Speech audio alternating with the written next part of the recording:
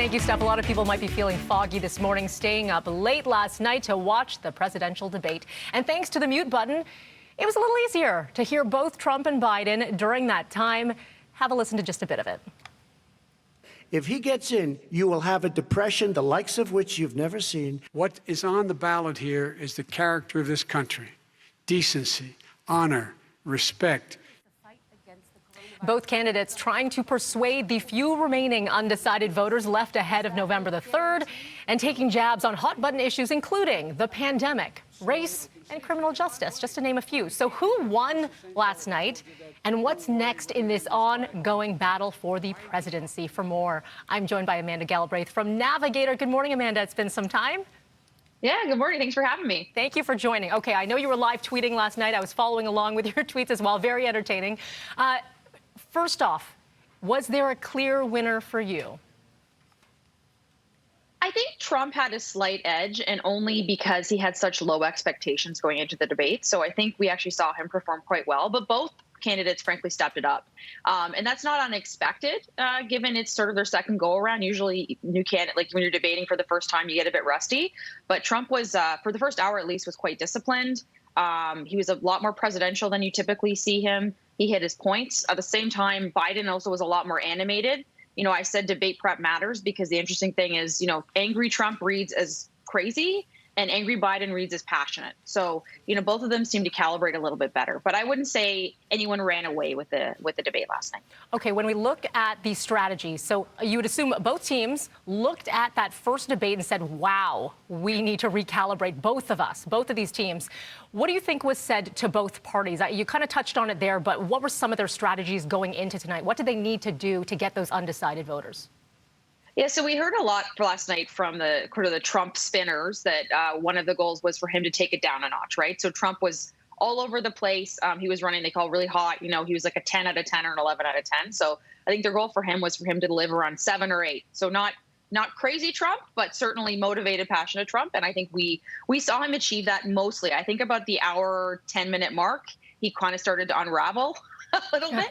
But we saw him certainly, you know, behave on the president, hit his marks. He pushed Biden around, and I think he actually achieved his objectives. The problem is, for me, I believe it's too late. On the Biden side, I think they basically said, you got to wake up. I mean, the first debate, it was a little bit Weekend at Bernie's happening on stage. So we saw Biden had clearly rehearsed a couple lines, you know, his hit on race around, you know, Abraham Lincoln over here, a couple other spots. I think he had kind of clear punches, which was good. And that's kind of what we needed to see.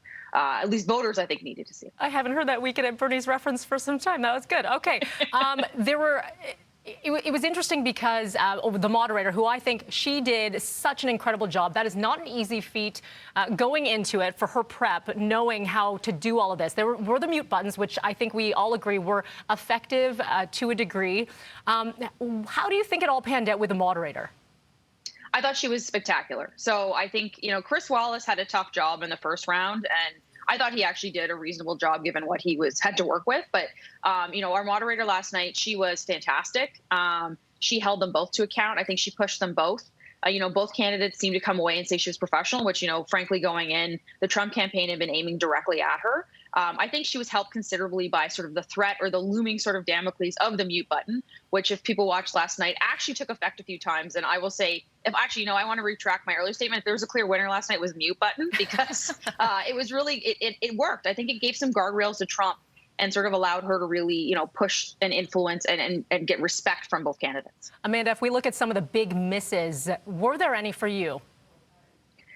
I think Biden on the coronavirus, to me, that is he should have just knocked that out of the park. And I thought that early answer on him, he just didn't quite deliver the knockout punch that he should have. I also say another problem for Biden is his at the very end, when Trump kind of tripped him around on oil and gas, and he said, oh, we're going to phase away from oil and gas. Like, there's some states in play, like Pennsylvania, where that is actually going to be a problem if the Trump campaign turns that into an ad. I think Trump, on the other hand, in the last 20 minutes, he was not the calm, cool, collected character that we saw in the first little bit, and Biden got to him, right? And I also think, you know, once again, his inability to denounce you know, racism and you know, systemic racism and sort of the white nationalism that kind of frankly is rooted in some of his campaign was obviously appalling. Also, if you remember the issue around the cages and the children in cages, and I believe Trump said good. To me, that is something that'll play on ads for a very long time. Not to mention it's reprehensible. Amanda, we are looking at just days before November the 3rd. We have close to 50 million Americans who have already voted. So do you think last night made a difference for anyone? I don't really think so. I wish I could say it did, because it was a very substantive debate. I think if we had this on the first round, I think it actually would have moved the needle quite a bit. If Trump had performed like this originally, I don't think he would be in such a come from behind position, because we would have seen a much more disciplined presidential-like candidate. What I think both candidates did what they needed to do. Maybe Trump stopped some bleeding. I don't know. We actually saw, debates to me don't typically move numbers that much, but from the first debate, we did see quite a swing to Biden.